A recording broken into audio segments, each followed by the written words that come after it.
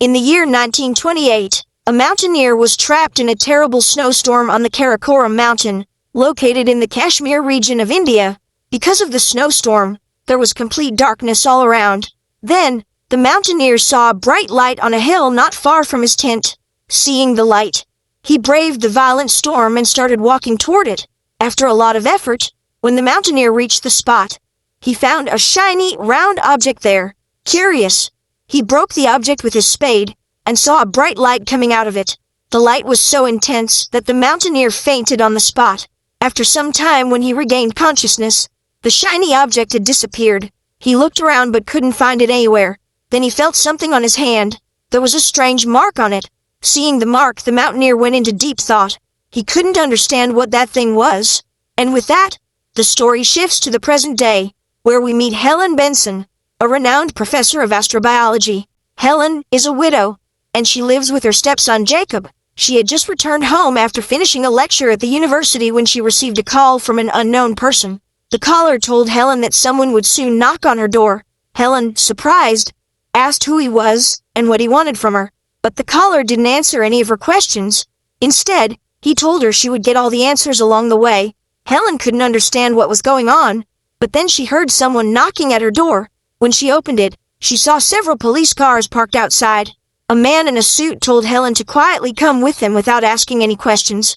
Confused and hesitant, Helen handed over the responsibility of her son Jacob to her neighbor and went with the police.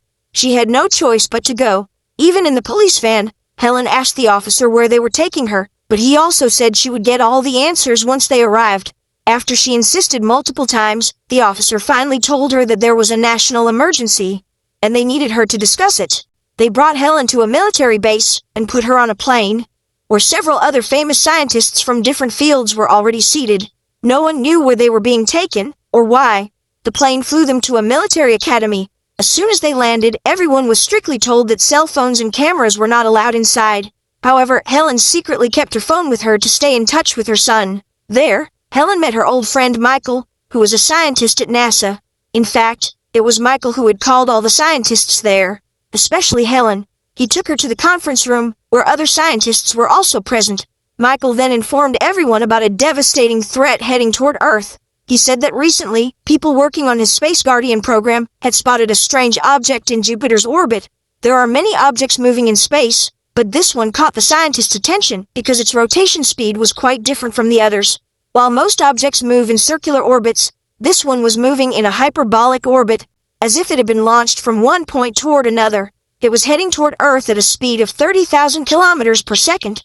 Considering its speed, scientists estimated that it would collide with Manhattan, a city in America, within the next 78 minutes. The impact would be so massive that the entire city would be destroyed. Hearing this, all the scientists present began to sweat in fear, especially since Manhattan was close to their location. According to the scientists, even launching a missile wouldn't be enough to stop an object moving at such a high speed. The government had to keep everything confidential. It was important to maintain peace and avoid spreading panic throughout the country. That's why all mobile phones and cameras were confiscated from the scientists before they entered the conference room. But Helen had secretly kept her phone. She went to the bathroom and called Jacob, asking him to hide in the basement. Although Jacob was not taking her words seriously, Helen wanted to talk to him a bit more, not knowing if she'd be able to speak with him again. However, Jacob disconnected the call. Even though Helen was Jacob's stepmother, she had always loved him like her own son. But Jacob's feelings toward Helen were completely different. He never accepted her as his mother. Just then, someone knocked on the bathroom door. A female officer had caught Helen using her phone. The officer confiscated the phone, but knowing what was about to happen next, tears came to her eyes. Then, all the scientists were taken near the site where the object was expected to hit. Only a few seconds were left before impact. Seeing this, a scientist said that if the object hits Earth at 30,000 kilometers per second, which is 1/10 the speed of light, then all living beings on the planet would be wiped out. So the government should try launching a missile to stop it. But then an officer standing nearby said they couldn't do that because someone had deactivated all their missiles. Meanwhile, only 6 seconds remained. Everyone braced themselves for death. But just as the object neared Earth, its speed suddenly slowed down. All the scientists were shocked. They saw the object, glowing like the sun, slowly descending toward the ground. It landed in an empty field among the crowd that had gathered to witness it. Immediately, military officers surrounded the object with weapons and tanks. Helen and the other scientists were taken closer to the object, even though no one really understood what it was. As the smoke cleared, they saw that the object was a larger version of the transparent ball shown at the beginning of the film. Inside it, massive storm clouds were visible. It was, in fact, an alien spaceship. A bright light came out of it, and an alien began to emerge from the light. Seeing this, many people ran away, but Helen showed courage and stepped forward toward the alien. The alien reached out a hand toward Helen, but before they could touch, a soldier from behind shot the alien, injuring him. Helen immediately shouted to stop firing and called for medical help. But then, a huge alien robot stepped out of the spaceship. Its entire body was made of metal, and red light shone from its eyes like lasers. In no time, the robot disabled all electronic systems in the city. A deafening sound followed, sharp enough to pierce everyone's ears like a needle. Then the robot moved forward to retrieve the injured alien, but the alien gave it some instructions in its own language. As soon as it heard the commands, the robot froze in place like a statue, and the city's electricity was restored. Seeing this, the military officers realized that the aliens did not mean any harm, so they took the injured alien to a military hospital for treatment. Seeing his condition worsen, Helen quickly asked them to call a surgeon. Soon, a surgeon arrived, but when he cut the alien's skin to remove the bullet, he discovered something astonishing. The surgeon says that the alien's outer skin is like whale fat, and inside that fat is a human-like body. As soon as the surgeon makes an incision in the outer layer, surprisingly, the layer begins to peel off on its own. Seeing this, the surgeon is shocked. Slowly, he removes the entire outer layer, and from inside, an alien that looks like a newborn baby appears. Everyone watching is stunned. Surprisingly, within a short time, the alien starts growing and turns into an adult human. Then, as soon as the alien opens his eyes, he begins to struggle. At that moment, Helen arrives and says to him, "Don't be afraid, we're helping you." Hearing this, the alien calms down and repeats Helen's words. Helen is shocked to hear this. Meanwhile, the government begins efforts to save the city as quickly as possible. Evacuation is underway. Seeing this, people in other countries also start fleeing from major cities, afraid that the aliens might attack their cities too. The President of the United States is sent to a secure location. In his absence, the defense minister takes over his duties. An officer tells the defense minister that they have lost contact with one of the satellites orbiting Earth. The aliens have taken control of it. What's more alarming is that not just one, but several alien ships have landed on Earth at different locations. At this time, many alien ships are also orbiting the planet. Hearing this, the defense minister becomes frightened. According to her, the most serious concern is the loss of contact with that satellite because it's no ordinary satellite. It's directly connected to America's defense system. By hacking it, the aliens have stolen all the government's secret information, and they also used it to deactivate all the missiles. Now, the aliens had access to every minor and major detail about the government. From this, the defense minister assumes that the aliens have surely come to take over Earth. To confirm this, she visits the alien who is still being treated at the military hospital. Helen and the doctor are there with him. Both of them take the defense minister to the room where the alien is kept. Surprisingly, the alien looks exactly like the mountaineer shown at the beginning of the movie. The doctor explains to the defense minister that the alien's body is made up of 3 different DNA. His brain was made from alien DNA, while his body was created using the DNA of the mountaineer seen earlier. At that time, the aliens had collected the mountaineer's DNA from his hand. Using that DNA, they built this human-like body. This is why the alien's appearance matches the mountaineer's. They did this so they could survive in Earth's atmosphere. When the alien landed on Earth, he was in a newborn state. He had a kind of bioengineered spacesuit that acted like an embryo for him. After coming out of it, he surprisingly grew from a newborn to a fully developed adult within 6 hours. Hearing about these strange features, the defense minister is stunned. Without wasting time, she goes directly to the alien. The defense minister already knows that the aliens have hacked their communication satellite and have also learned their language. So she asks him in her own language, who is he, which alien civilization he comes from, and what is the purpose of his visit. The alien replies that his name is Klaatu. He says that there are many civilizations in the universe that humans have not yet discovered. He belongs to one of those civilizations, and has come to Earth as a representative of all alien civilizations. Klaatu knows that all the powerful countries on Earth are united under the United Nations. So he requests the defense minister to organize a meeting of the United Nations so he can explain the reason for his visit to all of Earth's people. But the defense minister rejects Klaatu's request and says he cannot speak to anyone except her.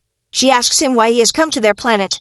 Klaatu looks at her in surprise and says, "This planet does not belong to you." Hearing this, the defense minister becomes afraid that the aliens may have come to rule over them. So, she orders the doctor to interrogate Klaatu using a polygraph test and to inject him with a narcotic drug as soon as possible. However, Michael didn't think it was right to interrogate Klaatu forcefully, so he opposes the defense minister's decision and refuses to do it. But then Helen steps in and says she's ready to inject Klaatu with the drug. Saying this, Helen goes to the medicine room and cleverly takes the saline water bottle along with the drug. Meanwhile, Klaatu requests the defense minister to let him go, saying he has some important work to do. But the defense minister refuses and says she won't release him until he tells her the reason for coming to Earth. Soon, Helen returns and secretly fills the injection with saline instead of the drug. She injects Klaatu and quietly whispers in his ear to escape when he gets a chance. But before Klaatu can understand what she means, the military soldiers tie him to a wheelchair and take him to the interrogation room. Security guards are posted outside the room, and inside, a doctor begins the polygraph test by setting up his equipment. The main question he asks Klaatu is why he came to Earth, but Klaatu doesn't answer any of his questions. Instead, he takes control of the polygraph machine using his powers.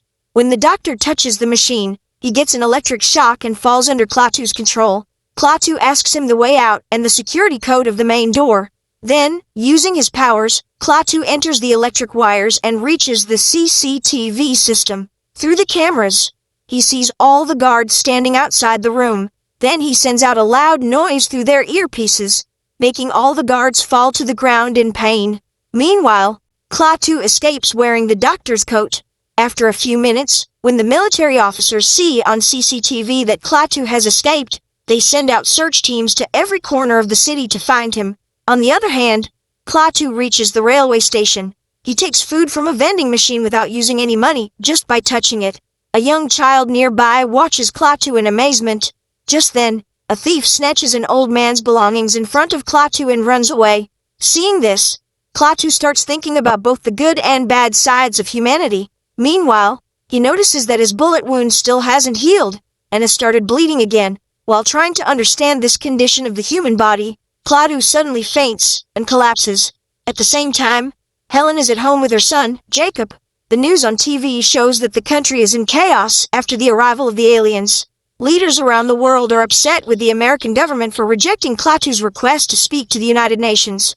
Just then, Helen receives a call from the railway police.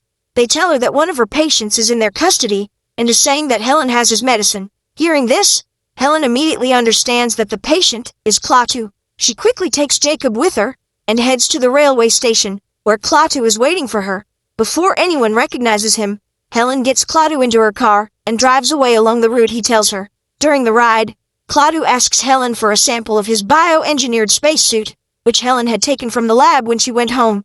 This was actually Klaatu's medicine. When Klaatu applies the substance to his wound, it heals instantly. Seeing this, Helen is stunned. Meanwhile, the American military sends 2 remote-controlled planes loaded with missiles to destroy the alien spaceship. But as soon as they launch the missiles, the giant alien robot, which was guarding the ship, fires lasers from its eyes and destroys the missiles. Then, it takes control of the planes and crashes them into the military tanks. Seeing this, the soldiers are shocked. On the other hand, Klaatu stops the car in front of a cafe and waits for someone. Jacob, who doesn't know the truth about Klaatu, is angry at the aliens for coming to Earth. He's also upset that the government is evacuating the city instead of fighting back. He asks Klaatu what he thinks about it. Klaatu replies that humans can't do anything about this. Jacob then says that if his father were alive, he would have killed the aliens and driven them away. Saying this, he goes to the washroom. Hearing what Jacob said about his father, Klaatu assumes that Jacob's father must have been a powerful soldier. But Helen corrects Jacob and explains that he's just a kid, and, like all kids, sees his father as a hero. She tells Klaatu that Jacob's real mother died when he was very young. Later, Helen married his father, but a year after that, he passed away too. Helen still doesn't know why Klaatu came to Earth, so she asks him again. Klaatu simply says, "I've come to save the Earth." Just then, his friend arrives, and they go inside the cafe. The man Klaatu meets is an elderly Chinese man with his grandson. This old man is actually an alien like Klaatu, who came to Earth 70 years ago. Even his grandson doesn't know that he's an alien. After living among humans for so many years, the old alien had learned about every aspect of human life, both the good and the bad. He tells Klaatu that humans have always brought destruction to Earth, even though they know their actions are harming the planet and causing other creatures to go extinct. They still don't change. That's what makes humans dangerous. Then Klaatu finally reveals the real purpose of his visit. The aliens came to Earth not to protect it from an external enemy, but from humans themselves. Their goal was to wipe out the human race so Earth could become green and peaceful again. Like before, the old man's mission on Earth is now over. Klaatu invites the old alien to return with him so that he won't be destroyed along with the human, but then the old alien adds something important. Despite how destructive humans are, they also have another side, and that is love. That love had touched even the alien's heart. However, the old alien knows that Klaatu still doesn't understand the feeling of love, and won't give up on his mission, so he chooses to stay on Earth with the humans. Helen and Jacob were still unaware of Klaatu's real intention, so Helen kept driving towards the place he mentioned.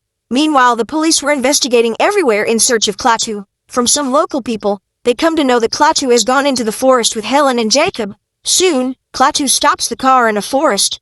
He leaves Helen and Jacob in the car, and walks alone into the jungle. When Klaatu doesn't return for a long time, Helen leaves Jacob in the car and goes into the forest to look for him. She stops at one spot, and sees Klaatu standing on the bank of a pond. Suddenly, a small alien spaceship rises from the water. Klaatu walks toward it, and as soon as he touches the ship, energy shoots out from all the alien ships present around the world. This energy starts attracting every living creature from the earth and the sea. Helen's eyes widen in shock. Frightened, she quickly runs back to the car. Meanwhile, Jacob is confused. He thinks Helen and Klaatu like each other, and that Helen will soon call Klaatu to live with them. This leads to a small argument between the two. Jacob becomes angry and gets out of the car.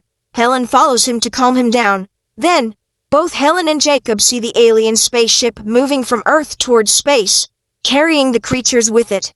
In the same way, all the alien ships across different countries begin to leave Earth.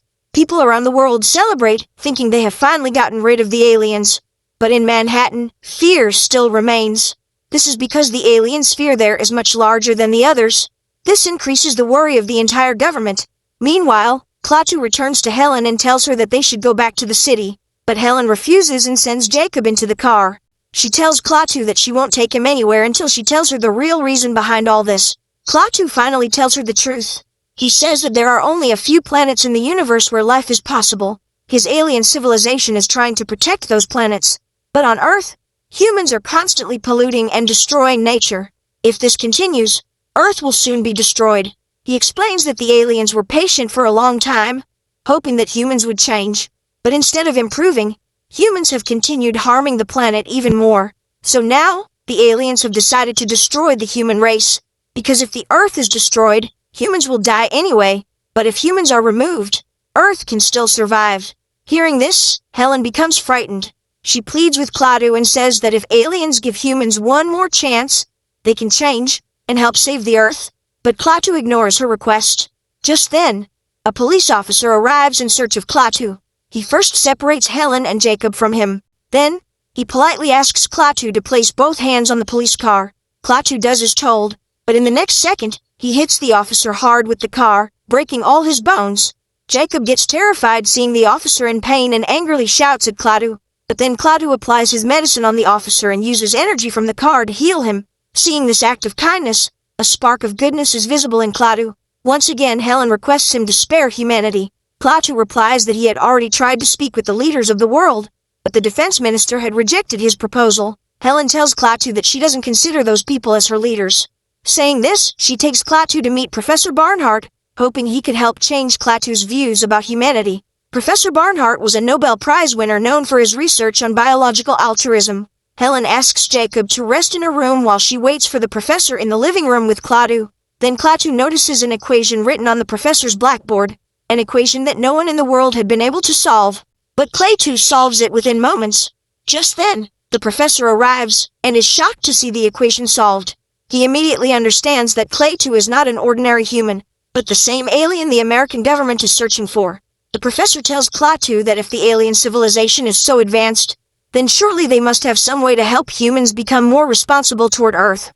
Klaatu replies that in the past, their civilization was also not much different from humans, but when they were on the verge of destroying their own sun, they were forced to change, and over time, they developed their civilization accordingly. But humans, he says, are different. They never want to change. They always think only of their own benefit. So, expecting them to be dedicated to Earth is pointless. On this, the professor explains that every civilization changes only when it reaches the edge of destruction, just like Klaatu's civilization once did. So, Klaatu should give humans the same chance to change. Hearing this, Klaatu falls silent and begins to think deeply. But at that very moment, the news comes on TV that Klaatu is a danger to Earth and the entire American government is looking for him. Seeing this, Jacob secretly calls the police and tells them where they are. Within moments, military helicopters arrive at the professor's house, searching for Klaatu. Hearing the sound of helicopters, Helen grabs Jacob and runs into the nearby forest with Klaatu. But Jacob calls out to the soldiers, which helps them locate their position. A soldier catches Helen and takes her away, while 2 helicopters continue searching for Klaatu. Before the helicopters can capture him, Klaatu destroys them with his powers. Jacob gets scared seeing this and starts running away from Klaatu. While running, he slips near a bridge and is about to fall, but Klaatu catches and saves him. Seeing this act, Jacob realizes that Klaatu is not evil, and is, in fact, a good alien. After this, Klaatu and Jacob leave for the city. Meanwhile, the military had discovered that the alien robot doesn't attack unless provoked. So they carefully restrain it and transport it through an underground tunnel to the Mount Weather facility, a special emergency operations center of the U.S. government. There, the military tries to break the robot's body using a powerful drill, but the robot's body is so strong that even the drill can't damage it. Instead, the drill itself breaks. A mechanic is sent into the chamber to repair the machine. Then we see the robot releasing some tiny metal insects from its body. These insects begin to eat the drill machine. In the very next moment, they enter the mechanic's body as well. The mechanic begins to suffer in pain.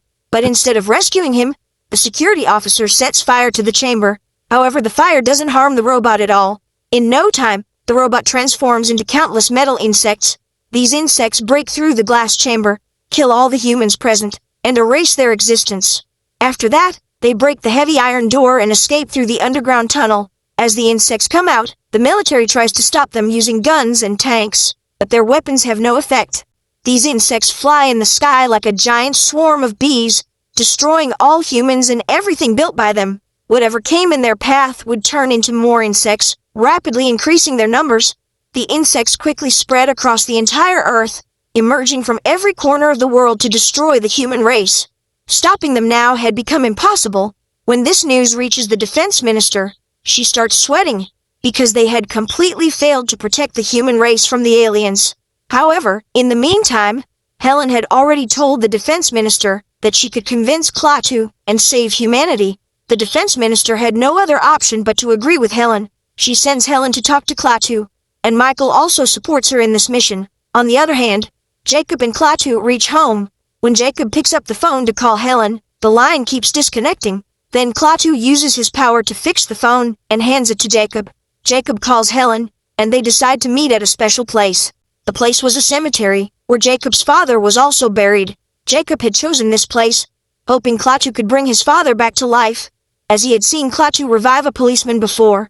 But Klaatu tells him that it's not possible. In this world, no one truly dies. They only transform from one state to another. Hearing this, Jacob becomes emotional. Meanwhile, Helen and Michael reach the cemetery. Helen hugs Jacob and tells him that he's not alone. She will always be with him. At the same time, Jacob realizes his mistake, and finally accepts Helen as his mother. Seeing this moment of love, Klaatu also understands the true meaning of love, and agrees to give humanity another chance. But to do this, he needs to return to his ship. Michael helps him and takes Klaatu in his car. On the other side, the defense minister receives a secret order from the president and immediately takes action. While Michael is taking Klaatu out of the city, they come across a checkpoint. Michael breaks through the checkpoint and drives away. Military vehicles begin chasing them, but soon the soldiers receive an order from their superiors to stop the pursuit. So they pull back. But then Helen notices something strange. The entire road is empty, and there's no security anywhere. She begins to feel something is wrong. She asks Michael to stop the car. Before Michael can stop, the defense minister gives the order to attack the alien ship. Following the president's instructions, several fighter jets begin bombing the ship and its surrounding area. Michael's car had already reached close to the alien ship, causing it to overturn, and Michael died on the spot. At the same time, the swarm of insects arrives there too. Seeing them, Klaatu quickly pulls Helen and Jacob under a bridge for protection, but by then, some of the insects enter Helen and Jacob's bodies and start pushing them towards death. Seeing this, Helen begs Klaatu to save Jacob. Klaatu thinks for a moment, and then decides to save them. He pulls all the insects out of their bodies and absorbs them into himself. After that, Klaatu sacrifices himself. He reaches the alien ship with the swarm of insects, and by touching the ship, he releases an energy pulse. This energy destroys all the insects instantly, but Klaatu also vanishes with them. The gift of life that Klaatu gave humanity came at a cost. All electricity and modern technology on Earth stopped working, and this time, humans didn't even try to get it back. They were forced to live in harmony with nature. With this silent warning, the alien ship leaves Earth, and the film ends here. Friends, if you liked this video and got lost in the story while watching, please subscribe to support us, so we can keep bringing you more videos like this. Thanks for watching.